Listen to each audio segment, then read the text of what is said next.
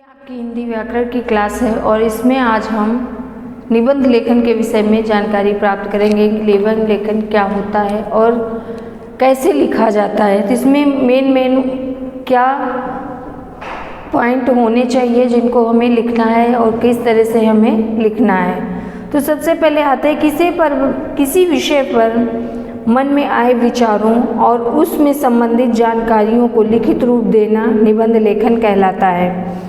निबंध लेखन एक कला है। आपके मन में भी विभिन्न वस्तुओं को देखकर तरह तरह के विचार आते होंगे। क्या आप भी अपने विचारों को निबंध रूप में देना चाहते हैं? चलिए पहले हम निबंध लेखन के नियम देखते हैं कि उसमें किन नियमों का पालन हमें करना चाहिए। निबंध के सभी विषय में सभी बातें क्रम में लिख लें। भाषा सरल और तथा वाक्य छोटे होने चाहिए। विषय से संबंधित किसी की बात को दोहराएं नहीं। मतलब मान लीजिए आप किसी पे निबंध लिख रहे हैं, जिस पे निबंध मान लीजिए क्रिसमस पे आप निबंध लिख रहे हैं, तो हमें क्रिसमस पे ही अपना ध्यान केंद्रित करना चाहिए कि क्रिसमस महीने के किस दिन मनाया जाता है और क्यों मनाया जाता है और ये कितने दिनों तक इसका उत्सव चलता है, इसमें लोग क्या करते हैं, ये किसका त्यौहार है। तो ये सब चीज़ें इस क्रिसमस के अंतर्गत आती हैं कि ये ईसाइयों का त्यौहार है और ये हम जीसस के जन्मदिन के रूप में मनाते हैं। इस दिन सेंटा क्लॉज आता है, बच्चों को तोहफा देता है। ये फ़िलिस्तीन का नाजरत शहर में रहने वाले बाइबिल कहानी क्या है, ये सब चीज़ें हम पढ़ेंगे। तो सबसे पहले आते हैं कि इसमें क्या लिखा है।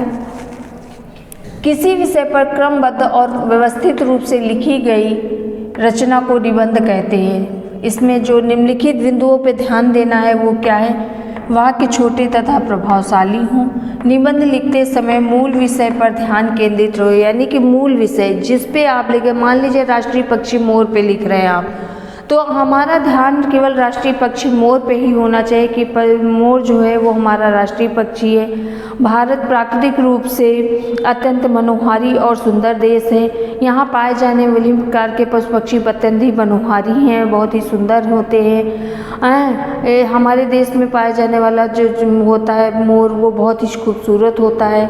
उसके पंख होते हैं और उसमें गोल गोल टिक्के जैसे बने होते हैं। नीले रंग का हो और हरे रंग का होता है। ये देखने में बहुत ही सुंदर पक्षी है। तो ये इसकी चोंच जो होती है वो बड़ी ही मनभावनी होती है, बहुत ही सुंदर होती है। मोर गहरे नीले रंग का सुंदर पक्षी है। इसके सर पर एक कलगी होती है। इसकी पक्षी की लंबी और लचीली चोंच जो होती है, लंबी और लचीली। गर्दन जो होती है वो लंबी और लचीली होती है। मोर की लंबी पूँछ इसका सबसे अधिक आकर्षक अंग होता है। इसकी पूँछ पर सुंदर रंग बिरंगे चंदे बने होते।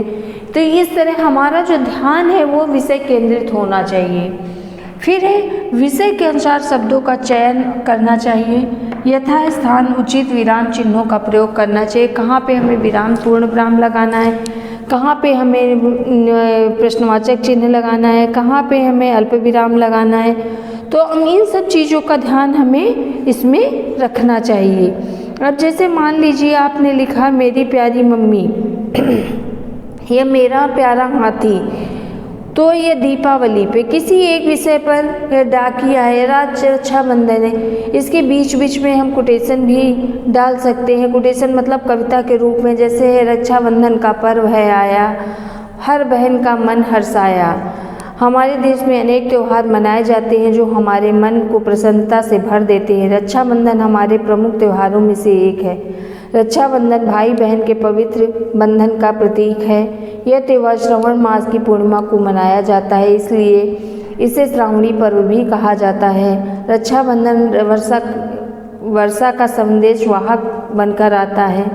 फिर है भैया नहीं चाहिए कोई उपहार, मुझे तुम्हारा प्यार चाहिए। इस तरह के छोटे छोटे कोटेशन लिख के शब्द जो हैं उनको बहुत ही प्रभावशाली ढंग से लिखना चाहिए। तो ये हमारे जो हैं कुछ आपको कुछ निबंध दिए गए हैं आपकी बुक में, उनको पढ़िएगा और उनको समझिएगा कि किस तरह से आपको निबंध लिखने की प्रैक्टिस करनी है। इसमें पुस्तकालय पे और स्वदेश प्रेम पे आप निबंध ज़रूर याद कर लीजिएगा। होली पे याद कर लेना। इसमें से 8 या 10 लाइनें आपको लिखने को आ सकती हैं। तो बच्चों ये आपका निबंध चैप्टर भी पूरा होता है और अब आपका जो सिलेबस है वो पूरा हो रहा है और आपको PA3 PA4 हर चैप्टर में हर सब्जेक्ट में इंक्लूड किया जा रहा है। तो आप ध्यान से उसको पढ़िएगा और समझिएगा और निबंध को भी याद करिएगा। पुस्तकालय पर विशेष करिए हम दे रहे हैं आपको याद करने को, क्योंकि पुस्तकालय और स्वदेश प्रेम और होली 3 पे आपको याद करना है।